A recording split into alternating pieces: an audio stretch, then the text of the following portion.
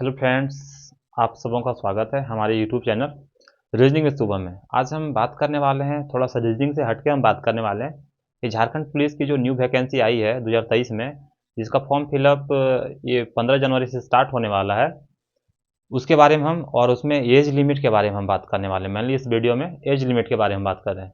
आपने थंबनेल में देखा भी होगा कि वो एज के बारे में लिखा गया है। तो हम इसमें बात करने वाले हैं कि SC ST जो 34 ईयर्स के हो गए हैं या फिर उनसे कुछ ज़्यादा भी हो गया है, वो लोग भी इस फॉर्म को भरने में एलिजिबल होंगे। या फिर जो OBC कैंडिडेट हैं और जिनका एज 31 ईयर हो गया, वो भी इस फॉर्म को भरने में एलिजिबल हैं। और जो जनरल कैंडिडेट हैं वो 29 ईयर्स प्लस हो गया है, वो लोग भी इस फॉर्म को भरने में एलिजिबल हैं। वो कैसे है पूरा समीकरण हम वीडियो के थ्रू समझते हैं। आप वीडियो में बने रहिए, हम समझाते हैं आपको।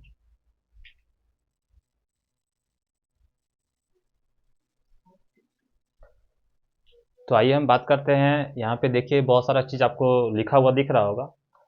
तब हम बात करेंगे सबसे पहले जो मिनिमम एज है, वो हर कैंडिडेट के लिए, हर एक कैटेगरी के लिए वो सेम है, 18 ईयर्स यानी कि 18 साल। वो मेल हो या फिर फीमेल, महिला और पुरुष दोनों वर्ग के लिए वो 18 ईयर्स है। तो देखिए सबसे पहले हम यहाँ पे बात करेंगे, ये डेट यहाँ पे कौन कौन सा डेट लिखा है। तो जो न्यूनतम उम्र सीमा यानी कि मिनिमम एज का जो काउंटिंग हो रहा है 1/8/2023 तक, आप 18 ईयर्स के यानी 18 साल के हो गए होंगे, तभी आप इस फॉर्म को भर पाएंगे। और ये जो अधिकतम उम्र की सीमा है वो 1/8/2019 तक काउंटिंग की गई है। ये दो डेट आपको नोटिफिकेशन में दिया गया है। तो सबसे पहले हम बात करेंगे जिनकी जन्म तिथि 1/8/2005 या उससे पहले है, वही लोग इस फॉर्म को भर सकेंगे। यानी जो भी लोग 1 अगस्त 2005 को या फिर उससे पहले आपकी जन्म तिथि है, डेट ऑफ बर्थ है, तो आप इस फॉर्म को भर पाएंगे, चाहे आप किसी भी कैटेगरी से हो, जनरल, OBC, SC ST या फिर EWS। आप मेल हो या फिर फीमेल, महिला और पुरुष दोनों वर्ग के लिए। अगर आपकी जन्म तिथि इसके बाद है, यानी कि 2 अगस्त 2005 अगर एक दिन भी ज़्यादा हो जाएगी, तो आप इस फॉर्म को भरने में एलिजिबल नहीं हो पाएंगे। तो चलिए हम अगले पॉइंट पे आते हैं, जनरल और EWS के लिए। तो जनरल और EWS के जो एज है वो 25 ईयर्स दिया गया है। फिर आप कहेंगे कि आपने तो थंबनेल में 29 लिखा है, तो देखिए वो 29 कैसे होता है। अगर आपकी जन्म तिथि 1/8/1994 या उसके बाद है, तो आप इस फॉर्म को भर सकेंगे। अगर आपकी जो जन्म तिथि यानी डेट ऑफ बर्थ है 1/8/1994 या फिर उसके बाद है, तभी आप इस फॉर्म को भर पाएंगे। अगर आपकी जन्म तिथि इससे पहले है, यानी इस डेट से पहले है, तो आप इस फॉर्म को भरने में सक्षम नहीं होंगे, जो भी कैंडिडेट जनरल और EWS से हैं। और ये देखिएगा, ये मेल कैंडिडेट के लिए है, ये सिर्फ पुरुष पुरुष के लिए। महिला के लिए जो ये डेट है वो अलग है, क्या है वो हम आगे डिस्कस करेंगे। और हम देखिए कैसे 29 लिख दिए थे। अगर आप इस डेट से और आज तक के डेट में आप कैलकुलेट करेंगे ये कितना दिन हो रहा है आपका एज।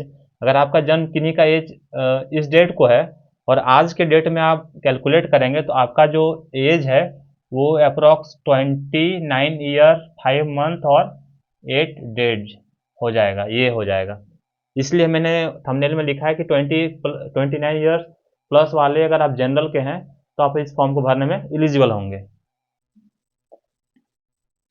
अब देखिए आते हैं हम OBC कैंडिडेट में। OBC में BC1 BC2 दोनों आते हैं। तो इनके लिए जो एज रखा गया वो 27 ईयर्स रखा गया। अगर आपकी जन्म तिथि 1/8/1992 या उसके बाद है, तो आप इस फॉर्म को भर सकेंगे। यानी आपकी जन्म तिथि 1/8/1992 या फिर उसके बाद है। अगर आपकी जन्म तिथि इससे एक दिन भी पहले है, तो आप इस फॉर्म को भरने में एलिजिबल नहीं होंगे। और हमने क्यों लिखा था कि जो OBC के लिए अगर आप 31 ईयर्स के भी हैं, तो आप इस फॉर्म को भरने में एलिजिबल होंगे। तो अगर किन्हीं का डेट ऑफ बर्थ इस डेट को है और अगर आज तक आप अपना एज कैलकुलेट करेंगे, तो आपका जो एज आएगा वो लगभग 31 ईयर 5 मंथ और 8 डेज इतना आएगा लगभग। इसलिए मैंने वो चीज़ लिखा था वहाँ पे। तो ये जो है वो सिर्फ मेल कैंडिडेट के लिए है। OBC में जो मेल कैंडिडेट है ये उनके लिए है, और फीमेल कैंडिडेट के जो डेट है वो अलग है। तो हम वो आगे डिस्कस करेंगे। अब हम आते हैं जनरल EWS OBC, और ये जो फीमेल कैंडिडेट के लिए है वो उनके लिए है एज रखा गया वो 28 ईयर्स रखा गया, यानी कि जिनकी जन्म तिथि 1/8/1991 या उसके बाद है। और अगर आप जनरल EWS OBC और अगर आप फीमेल कैंडिडेट हैं तो आपकी जन्म तिथि इस डेट को या फिर इसके बाद है तो आप इस फॉर्म को भरने में एलिजिबल होंगे। अगर इस डेट से पहले आपकी जन्म तिथि है तो आप इस फॉर्म को भरने में एलिजिबल नहीं होंगे। और ये जो है जनरल EWS OBC के लिए और ये फीमेल कैटेगरी के लिए। तो चलिए इसको मैंने रेड से दिखा दिया, कहीं आपको ये तो नहीं ना लग रहा कि मैंने इसको ब्लैक ब्लू और रेड से फीमेल क्यों ये डेंजर है इसलिए तो नहीं ना, ऐसा कुछ भी नहीं है, ये बस कोइंसिडेंस है। तो चलिए हम फिर इसको हम मिटाएंगे, फिर हम आगे जो भी बचे हैं ST और SC के लिए मेल कैंडिडेट्स और फीमेल कैंडिडेट्स उनके बारे में हम बात करेंगे।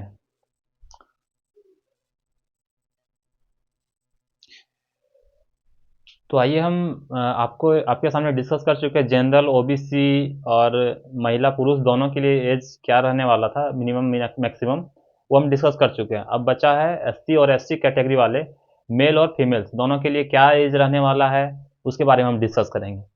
तो SC ST महिला और पुरुष दोनों के लिए जो एज है वो 30 ईयर्स यानी कि 30 वर्ष रखा गया। जिनकी जन्म तिथि 1/8/1989 या उसके बाद है वो इस फॉर्म को भरने में सक्षम होंगे। तो अगर आप इस डेट से कैलकुलेट करेंगे आज के डेट तक तो ये लगभग आ जाएगा कितना 34 ईयर 5 मंथ और 8 डेज अप्रॉक्स ये आएगा क्या। तो इसलिए हमने वीडियो में वो में लिखा था कि जो SC और ST कैंडिडेट हैं उनके लिए एज 34 वाले भी एलिजिबल होंगे। तो जिनका भी जन्म तिथि 1/8/1989 या उसके बाद है वो इस फॉर्म को भरने में एलिजिबल होंगे। आप महिला या फिर पुरुष किसी वर्ग से हैं आप एलिजिबल होंगे। और देखिए लास्ट में क्या पॉइंट है, भूतपूर्व सैनिक को अधिकतम आयु सीमा में 5 वर्षों की छूट दी जाएगी, यानी कि जो पहले सैनिक पुलिस रह चुके हैं उनको एज रिलैक्सेशन जो है मैक्सिमम, मिनिमम तो 1 2 3 वो अलग अलग उनका ये तय करेंगे, लेकिन जो मैक्सिमम जो आपको एज में छूट मिलेगा वो 5 ईयर्स का मिलेगा। तो चलिए हमने पूरा आपको जानकारी दिया, एक बार आप इसका स्क्रीनशॉट ले लीजिए और फिर हम आज का वीडियो यहीं पे समाप्त करते हैं। फिर हम अगले वीडियो झारखंड पुलिस से रिलेटेड और भी फिजिकल और फिर सिलेबस या फिर बहुत तरह के डिटेल्स हैं उसके बारे में हम लेके आएंगे और बहुत ही मस्त वीडियो लेके आएंगे आपके जानकारी के लिए, बहुत ही इंपॉर्टेंट होगा। तो चलिए आज के लिए इतना ही। जय हिंद, धन्यवाद।